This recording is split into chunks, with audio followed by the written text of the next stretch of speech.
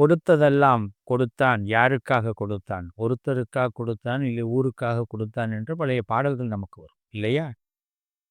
இந்த பாட்டெல்லாம் நம்ம கேட்கும்போது நமக்குள்ள ஒரு பெரிய ஆமால்ல. இந்த சித்தாந்தம். ஒரு அதில ஒரு கம்யூனிசம் அதில இருக்கும். ஒருத்தவங்கள எப்படி கேட்கணும்? எப்படி பேசணும்? அப்படின்னு. ஆனா நமக்கு கேட்கவும் தெரியாது, பேசவும் தெரியாது. என்ன பண்ணலாம்? தனம் தரும், கல்வி தரும், ஒரு நாளும் தளர்வறியா மனம் தரும், தெய்வ வடிவம் தரும், நெஞ்சில் வஞ்சமில்லா இனம் தரும், நல்லனவெல்லாம் தரும், அன்பர் என்பவர்க்கு கணம் தரும் பூங்குழலால் அபிராமி கடைக்கண்களே. அபிராமியுடைய கடைக்கண் பார்வை பெற்ற கன்னிராசி அன்பர்களே. கன்னிராசியை பொறுத்த வரைக்கும் ஒரு இடத்துல அமைதியா, இதமா, அழகா போகணும்னு ஆசைப்படக்கூடியவர்கள். அப்படிப்பட்ட அந்த கன்னிராசிக்காரர்களுக்கு ஒரு போராட்டம், ஒரு பிரச்சனை, ஒரு இடத்த வாய்ஸ் அதிகப்படுத்தி அத சக்சஸ் பண்ண வைக்கிறது, இதெல்லாம் செட் ஆகாது. இப்போ நீங்க ஏதாவது ஒரு இடத்துல வாய்ஸ் அதிகப்படுத்தி பேசுறத விட, மூளைய நல்லா ஷார்ப்பாக்கி பேசுனீங்கன்னா, அங்க உங்களுக்கு சக்சஸ் ஆகும். என்னைக்குமே பல பேர் நமக்கு முன்னாடி பேசுறவன் மூளை இல்லாதவன் தான் பேசுவான். ஓவரா பேசுறான்னா மூளை இல்லாதவன் தான் பேசுவான். என்னைய நெறைய பேர் அப்படிதான் சொல்றாங்க. நீ ஓவரா பேசுற அப்படிங்கிறாங்க. அதுக்காக நம்ம என்ன பண்றது? நம்மகிட்ட என்ன இருக்குன்னு உங்களுக்கு தெரியும்ல. அ 5 நிமிஷத்துல பேசுறத ஏன்யா 10 நிமிஷம் பேசுறேன்றாங்க. பார்த்தீங்களா? நானே எனக்கு கமெண்ட் பண்ணிக்கிறேன்.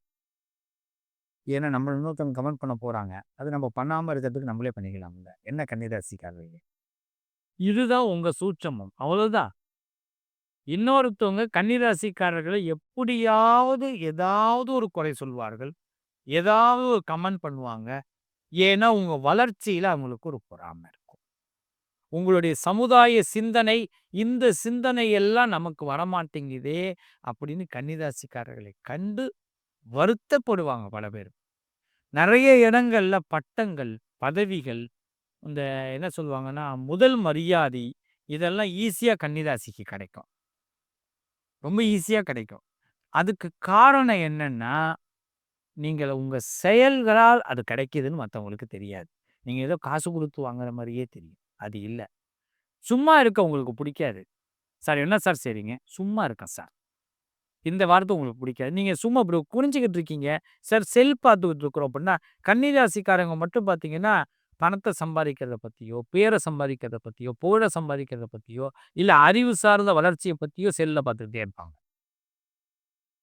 ஆமா. அதுதான் கன்னிராசி. சும்மா பார்த்துக்கிட்டு இருக்க மாட்டாங்க. சும்மா டைம் பாஸுக்கு பார்த்துட்டு இருக்கேன்னு சொல்ல மாட்டாங்க. அவங்க பார்த்துக்கிட்டே இருப்பாங்க. அதுல ஜஸ்ட் ஒரு விஷயம் வரும். இத நம்ம பண்ணா என்னன்னு யோசிப்பான். பண்ணவா? சக்சஸும் ஆவான். அதான் கன்னிராசி. இத பார்த்துட்டு மத்தவனுக்கெல்லாம் பொறாம வரதானே செய்யும். அவன் என்ன நெனச்சான்? கன்னிராசிக்காரர் அவரு. சும்மா செல்ல பார்த்துன்னு இருக்காருன்னு நெனச்சான். இல்ல. செயலா பார்த்துட்டு இருக்காரு. சும்மா பார்க்கல. இப்படிப்பட்ட கன்னிராசிக்காரர்களுக்கு சில கஷ்டமான விஷயம் எப்படின்னா, மத்தவங்கள ஹேண்டில் பண்ணி நீங்க வெளில வரணும். எல்லாருக்கும் ஒரு எதிரி இருப்பான். கன்னிக்கு மட்டும் 10 எதிரி இருப்பான். இந்த எதிரி எல்லாம் வென்று வரணுமே! அப்ப சில தீர்மானங்களோடு வாழணும். "பொட்டாம் பொதுல வாழணும்னு சொல்லுவாங்க. பொத்தாம் பொது" அப்படின்னுவாங்க. அது மாரி வாழக்கூடாது. நமக்குன்னு சில தீர்மானம், நமக்குன்னு சில சபதம், நமக்குன்னு சில கொள்கை. இதோட அங்க உங்க வாழ்க்கைய ஆரம்பிச்சீங்கன்னா, நீங்க போற பயணம் சக்சஸ் ஆகும். இந்த பிறவியுடைய ரகசியம் உங்களுக்கு தெரியும். எடுத்த பிறவி இதான்டா, இதுக்கு தான் எடுத்திருக்கிறேன் அப்படின்னு தெரியும். அப்படிப்பட்ட கன்னிராசிக்காரர்கள் எடுக்க வேண்டிய முக்கிய சபதங்கள். ஒரு 5 சபதம். முக்கியமா நீங்க எடுக்கணும். என்னென்ன சபதம்? என்னென்ன தீர்மானம்? இத எடுத்தா என் வாழ்க்கை நல்லா இருக்குமா? கண்டிப்பா நல்லா இருக்கும். கண்டிப்பா கோடீஸ்வரர் ஆக முடியும். கண்டிப்பாக உயர்ந்த லட்சியவாதியாக வர முடியும். இதுவரைக்கும் நம்மள எல்லாரும் பயன்படுத்திக்கிட்டாங்க. நாம நம்மள எப்ப பயன்படுத்திக்கிறது? இந்த பயன்படுத்துவதற்காக எடுக்க வேண்டிய முக்கிய தீர்மானத்தில் முதல் தீர்மானம், வாக்குறுதிகளை கண்டு ஏமாற வேண்டாம் கன்னி ராசிக்காரர்கள். எல்லாம் பொய். எல்லாம் பொய்ன்னு நீங்க உணரணும். உங்ககிட்ட எவனாவது வாக்குறுதி சொல்லுவான். உன்ன நான் ரூ. 10 குடு, உன்ன ரூ. 50,000 குடு, உன்ன கோடீஸ்வரன் ஆக்குறேன்னுவான். நீ ஓஹோன்னுவான், உன்ன ஆஹான்னுவான். அதெல்லாம் நம்பாதீங்க. பொய். எல்லாம் பொய். எல்லாம் பொய்ன்னு மட்டும் நீங்க உணரணும். ஒருத்தன் உங்கள வாக்குறுதி குடுக்குறான்னா நீங்க நம்பவே கூடாது. உங்கள பெரிய பால் நிலத்துல தள்ளுவான்னு அர்த்தம். சில படங்கள்லாம் எடுத்திருப்பாங்க. இந்த படம் ஒரு படத்த எப்படி எடுத்தாங்கன்னு YouTubeல வேணா போட்டு பாருங்க. இந்த காட்சி எப்படி எடுத்தாங்க. பின்னாடி பச்சை கலர் ஸ்க்ரீன் இருக்கும். இல்லன்னா ஏதாவது ஒரு சைக்கிள் ஓட்டுற மாரி இருக்கும். அவர் வந்து பார்த்தீங்கன்னா, லாரி ஓட்டுற மாரி காட்டியிருப்பாங்க தியேட்டர்ல. சா ஒண்ணுமே அதுல இருக்கவே இருக்காது. ஆனா நம்ம தியேட்டர்ல பார்க்கும்போது ஆன்னு வாய பொளந்து பார்ப்போம். என் வாய எவ்வளோ தொறந்தேன் பார்த்தீங்களா? அப்படிதான் பார்ப்போம். ஏன்னா, அது ஒண்ணும் இல்லாத சீன அந்த டைரக்டர் அந்த அளவுக்கு வந்து இப்ப இருக்கிற சிஸ்டத்து மூலமா பண்ணுவாங்க. அது தொழில்நுட்பம். பாராட்டணும். வாழ்க்கையில அதே மாரி நம்மள ஒருத்தன் ஏமாத்துனான்னா, அத பாராட்ட முடியுமா? பாராட்ட முடியுமா? இல்லையே! நம்மள பார்த்து ஏமாத்துவான். எல்லாருக்கும் ஈஸியா கிடைக்கிற விஷயத்த நம்ம கஷ்டமாக்குவாய்ங்க. இந்த பொருள் கிடைக்கவே கிடைக்காதுங்க. ரொம்ப ரேர்.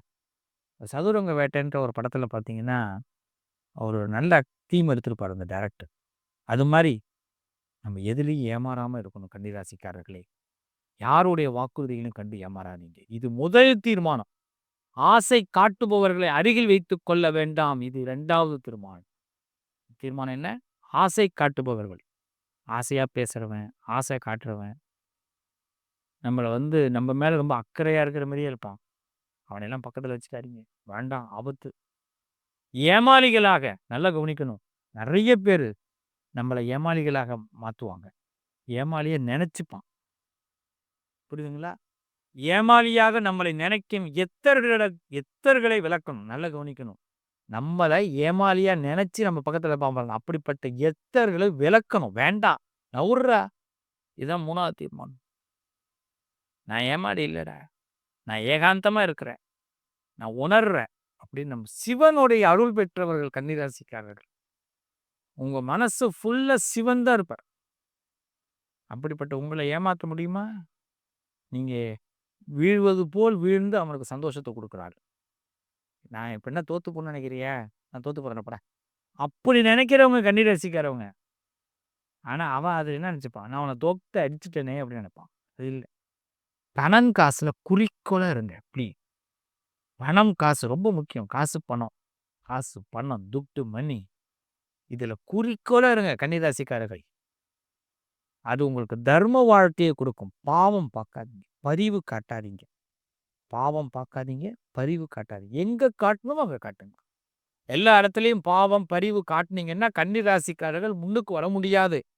உங்களுடைய முன்னுக்கு வரக்கூடிய சூழ்நிலைகள் வரும்பொழுது, பக்கத்துல இருக்கிறவங்க அந்த முயற்சிய உங்கள விட்டு தளர்த்த வைக்கிறாங்க.